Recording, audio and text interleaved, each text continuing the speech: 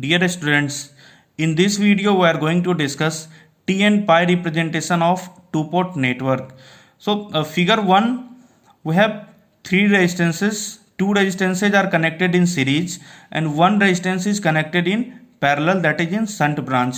And in figure 2, we have two impedances connected in parallel and one impedance is connected in series. So we see that the first figure looks like as T shape, that's why its name is T network, and second figure looks like as pi shape, that's why its name is pi network. Now we have to calculate different network parameters from this T and pi network. So from T network, let's start with T network. In the case of T network, we calculate Z parameters. The reason is that while for calculating Z parameters, it is very simple. In the case of T network, we can just write in one step we can write the value of Z parameters in the case of T networks. So let's do the calculations of Z parameters in the case of T network. Here we see that the given network is we have the input voltage V1, output voltage V2, and the current entering through input port is I1, and through output port the current entering is I2. So now we see that these two currents, that means I1 current is entering through input port and it is flowing through resistance R1, and I2 current is entering through output port, it is flowing through resistance R3. Now at the node, at the common node, these two currents are added, that means I1 and I2, and we will see that these two currents are entering to the shunt branch, that is resistance R2. Hence the current flowing through the resistance R2, that is shunt branch is equal to I1 plus I2. So now we have two loops, loop 1 and loop 2. We know the branch currents of all the branches and we know the voltages of the branches. Now we have to apply Kirchhoff's voltage law in loop 1. So when we apply Kirchhoff's voltage law in loop 1, we can write minus V1 plus I1 into R1 plus I1 plus I2 into R2 equal to 0. From here we can write V1 equal to R1 plus R2 into I1 plus R2 into I2 equal to that means we got the first equation. Next we will apply Kirchhoff's voltage law in loop 2. So in the case of loop 2, when we apply Kirchhoff's voltage law, we can write minus V2 plus I2 into R3 plus R2 into I1 plus I2 equal to 0. So from here we get V2 equal to R2 into I1 plus R2 plus R3 into I2. So we got two equations. The first equation is written as V1 equal to R1 plus R2 into I1 plus R2 into I2, and second equation V2 equal to R2 into I1 plus R2 plus R3 into I2. So we see that V1 is written in terms of I1 and I2. Similarly, V2 is written in terms of I1 and I2. So when we write the equation of Z parameters, so basically Z parameters are equations are also similar. That is V1 equal to Z11 into I1 plus Z12 into I2, and V2 equal to Z21 into I1 plus Z22 into I2. So we have given these names A and B. So when we compare the coefficients of equation 1 and equation A, we see that Z11 is equal to R1 plus R2 and Z12 is equal to R2. That is the value of Z11 and Z12. Next, when we compare the equation 2 and equation B, that means we see that Z21 will be equal to R2 and Z22 is equal to R2 plus R3. So from here we get the values of all the four Z parameters directly, that is Z11 equal to R1 plus R2, Z12 equal to R2, Z21 equal to R2 and Z22 equal to R2 plus R3. So let us see here in this network, if somebody is asking you to find the value of Z parameter for this given network, you will be knowing the values of R1, R2 and R3. So how will you find the value of Z11? That means input impedance will be equal to R1 plus R2. the value of output impedance Z22 will be equal to R2 plus R3, and rest Z12 and Z21 it will be equal to R2. So you can directly write the value of Z parameters from the given network, and it will be equal to this. Next we have to find, next let's go to pi network. Here the network is represented in the pi form, pi shape. So in the case of pi shape, we see that instead of writing the impedances or resistances, here I have written admittance. The reason is that here in the case of pi network, we have two nodes, that is node A and node B. So at nodes we can apply Kirchhoff's current law. In the case of T network, we have two loops. So in the case of loops, we are applying Kirchhoff's voltage law. So here when we will apply Kirchhoff's current law, so Kirchhoff's current law, for applying Kirchhoff's current law, basically current is equal to admittance into voltage. So that's why here all the three terms, all the three impedances have here we have represented all the three elements by admittances. So now we'll calculate y parameter of pi network, because we can directly write the value of y parameters in the case of pi network. We see that we have two nodes A and B. Current entering through the input port is I1, current entering through output port is I2, voltage of the input port is V1 and voltage of the output port is V2. So now we'll apply Kirchhoff's current law at node A. So at node A we have three branches. One is incoming current, that is I1, and we have two more branches. One branch that is admittance Y2, another branch having admittance Y1. So here we can write I1 equal to Y1 into V1.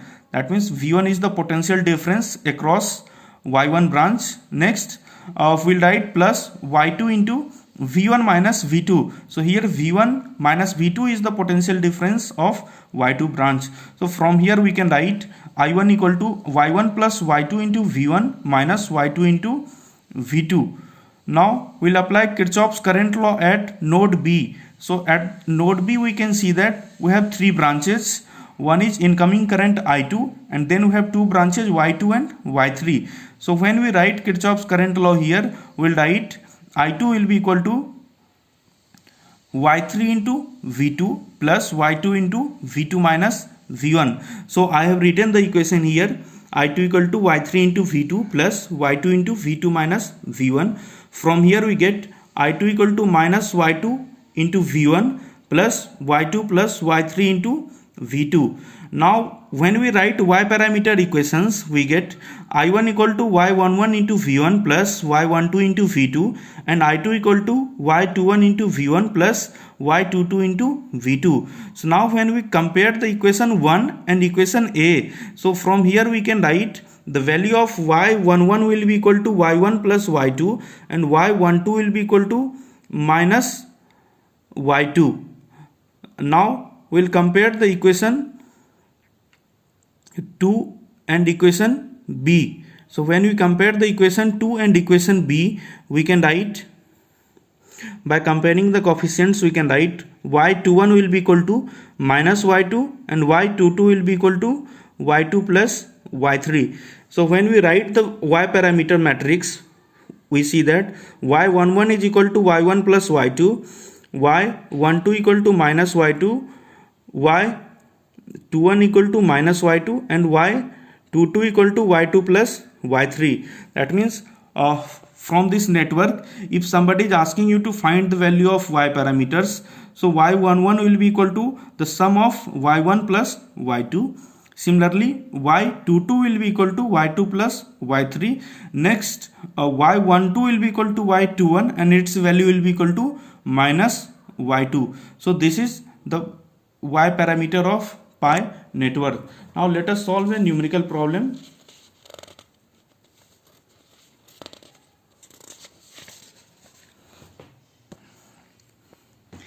We have the given network.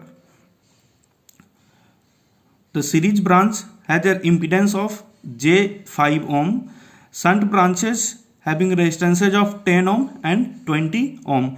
We have to find the value of, we have to find y parameters, that means all the 4 y parameters. So let us see how to find y parameters. The first step is to find the y parameter of a pi network. We'll have to replace all the impedances by admittance, that means we'll write the value of admittance of all the impedances. So here we see that when we write the admittance, so the series branch having impedance of J5 ohm, its admittance will be minus J 0.2 ohm per ohm, that is Y is equal to 1 by Z. Next, shunt branch having resistance of 10 ohm, its impedance will be 0.1 per ohm. And next, the shunt branch having impedance of 20 ohm, its admittance will be 1 by 20, that is 0.05 per ohm. That means now we are representing y1, y2 and y3. Now we have to write the value of y parameters. So the matrix will be y1 plus y2 minus y2 minus y2 and y2 plus y3. So when we put the values of y1, y2 and y3 here, we get y equal to, that is y11 is equal to 0.1 minus j 0.2, y12 is equal to j 0.2, y21 is equal to j 0.2 and y22 equal to 0.05 minus j 0.2 per ohm. So this is the values of y parameters for the given pi network. Next, a T network is given here and we have to write the values of Z parameters for this T network. So we have 3 impedances given, Z1 equal to 20 ohm, Z2 equal to J50 ohm and Z3 equal to 10 ohm. So we'll directly write the matrix, that means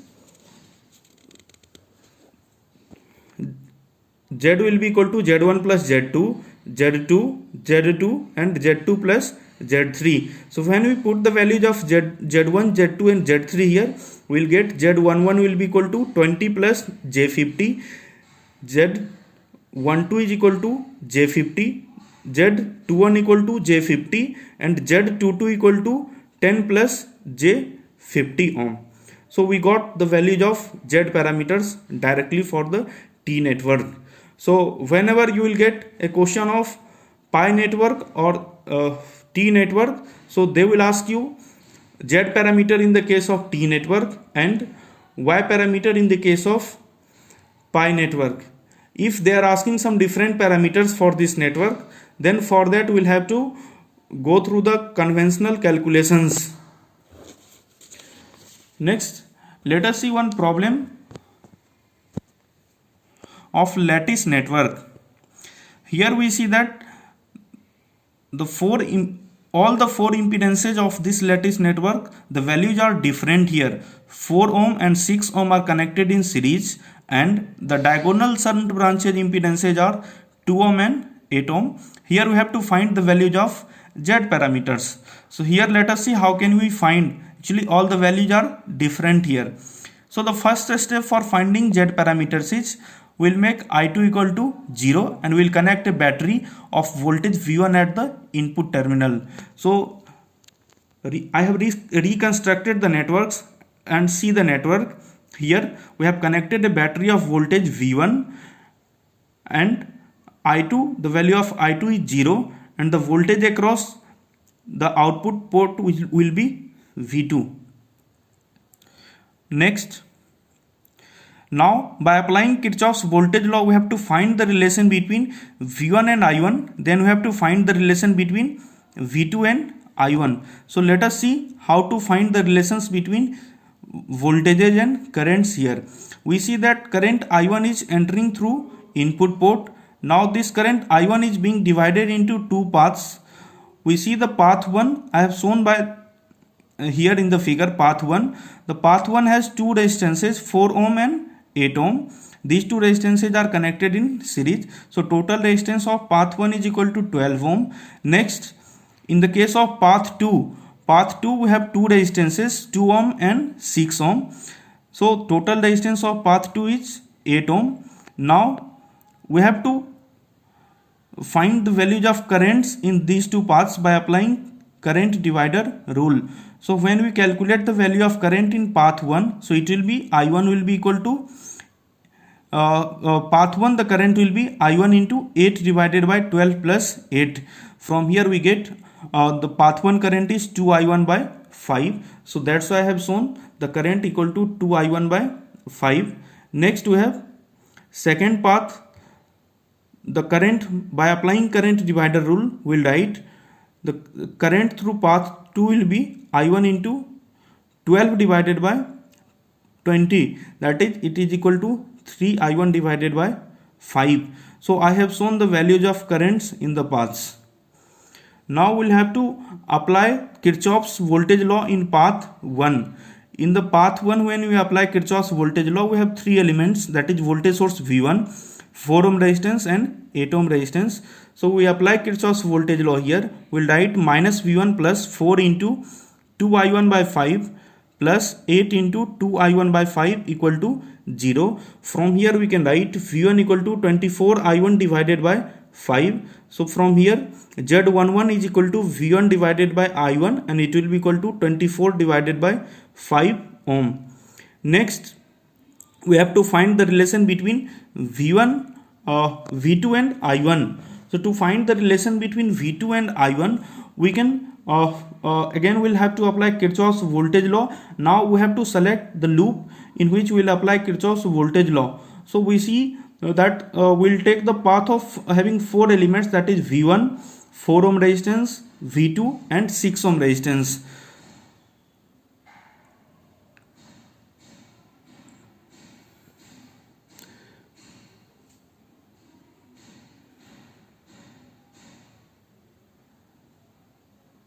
So when we apply Kirchhoff's voltage law, we'll write minus V1 plus 4 into I1, 4 into 2I1 by 5 plus V2 plus 6 into 3I1 by 5 equal to 0.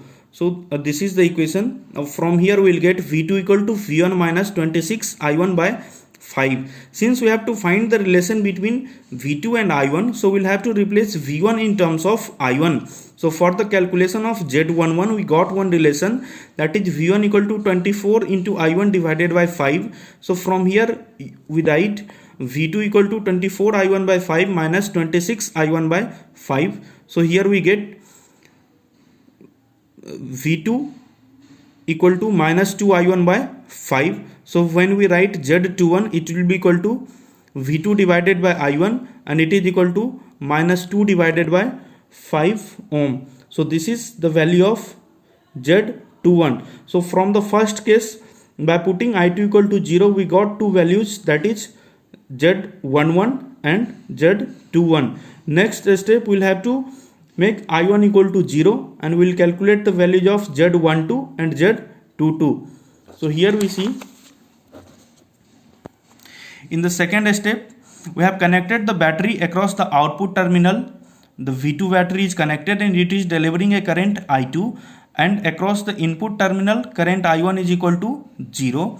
Again here we see that current I2 is being divided into two paths. Path 1 having resistance 4 ohm and 2 ohm, that is total 6 ohm resistance, and path 2 has the resistance of total resistance of 8 ohm plus 6 ohm, that is 14 ohm. So we'll apply Kirchhoff's current divider rule. Here we'll apply simply current divider rule to find the values of currents in the path 1 and path 2. So after applying current divider rule, we get path 1 current is equal to 7 into I2 divided by 10 and path 2 current is equal to 3 into I2 divided by 10. Now we'll have to apply Kirchhoff's voltage law in path 1. So in path 1 we have voltage V2, we have 4 ohm resistance and we have 2 ohm resistance. So when we apply Kirchhoff's voltage law here, we'll write minus V2 plus 4 into 7I2 divided by 10 plus 2 into 7I2 divided by 10 equal to 0. So from here we get V2 equal to 42 I2 divided by 10. So from here we get Z22 is equal to V2 by I2 and it is equal to 21 by 5 ohm. Next we have to find the relation between V1 and I2. So to find the relation between V1 and I2, again we'll have to apply Kirchhoff's voltage law, and for that we'll have to choose a loop. So we'll choose a loop having voltage source, having voltage V1, 4 ohm series impedance, voltage source V2 and 6 ohm series impedance. So we apply Kirchhoff's voltage law here. We'll write the equation minus V2 plus 4 into 7 I2 by 10 plus V1 plus 6 into 3 I2 by 10, and it will be equal to 0. So from here we get minus V2 plus V1 plus 46 I2 by 10 equal to 0. Now we have to find the relation between V1 and I2. So V2 should be replaced in terms of either V1 or I2. So in the calculation of Z22 we got V2 equal to 42 I2 by 10. So here we put V2 equal to 42 I2 by 10. From here we will get V1 equal to minus 4 I2 divided by 10. That means the value of Z12 is equal to V1 by I2 and it is equal to minus 4 by 10 ohm.